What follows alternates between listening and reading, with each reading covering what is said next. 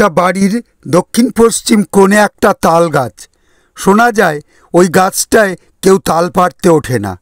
তাল যখন পাকলে নিচে এসে পড়ে তখন ওরা সেই তাল খেয়ে দেখেছে যে তালগুলো বেশ তেতো।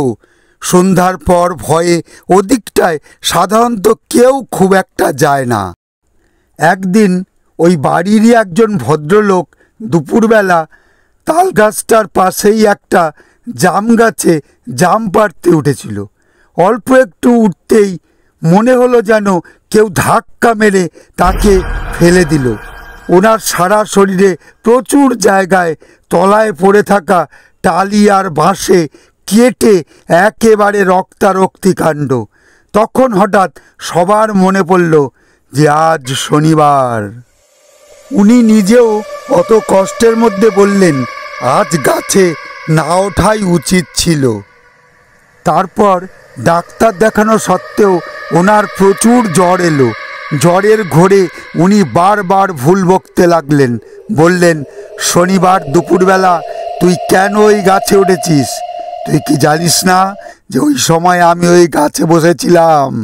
আমি তো ওই গাছেই থাকি, তোকে আমি ছাড়ব না। তারপর ওঝা ডেকে এনে অনেক ঝাড়ফুঁক করে ওনাকে ভালো করা গেল। কিন্তু অন্য একদিন একজন ব্রাহ্মণ যজ্ঞ করার জন্য যজ্ঞ ডুমুরের পাতা পাড়তে ওদের বাড়ির ডুমুর গাছে একটা সুস্থ ভালো ছেলেকে দুপুরবেলায় তুলেছিল। ছেলেটা কিছুটা পাতা ভেঙে নিচে ফেলার পর উনি বললেন, আর লাগবে না, এবার নেমে আয়।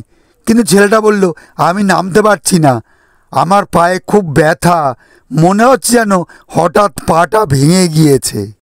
কোনো রকমে ছেলেটা নেমেই খুঁড়িয়ে হাঁটতে লাগলো। সবাই তো অবাক, এটা কেমন করে হলো? ঠাকুরমশাই হয়তো কিছু একটু বুঝতে পেরে ছেলেটাকে ঝপ করে ধরে পিঠে চাপড় মেরে 2-3 বার গন্ধ শুকে বললেন, যা ভাবছিলাম তাই হয়েছে, চল তোকে মন্দিরে নিয়ে গিয়ে ঝেড়ে দিচ্ছি। কিন্তু ছেলেটা কিছুতেই মন্দিরে যেতে চাইছিল না। তারপর কয়েকজন মিলে তাকে টেনে কাছেই একটা মন্দিরে নিয়ে গেল। মন্দিরে নিতেই সে অনেকটা ভালো হয়ে গেল। তারপর তাকে ঝেড়ে মন্ত্র পড়া জল খাওয়াতেই সে সম্পূর্ণ সুস্থ হয়ে উঠল, ভালোভাবে হাঁটতে আরম্ভ করলো। ঠাকুরমশাই বললেন যে ওকে খোড়া ভূত ধরেছিল, যে কিনা ওই গাছটায় থাকে। এখনও ওই বাড়িটার এই বিষয়ে যথেষ্ট নামডাক আছে।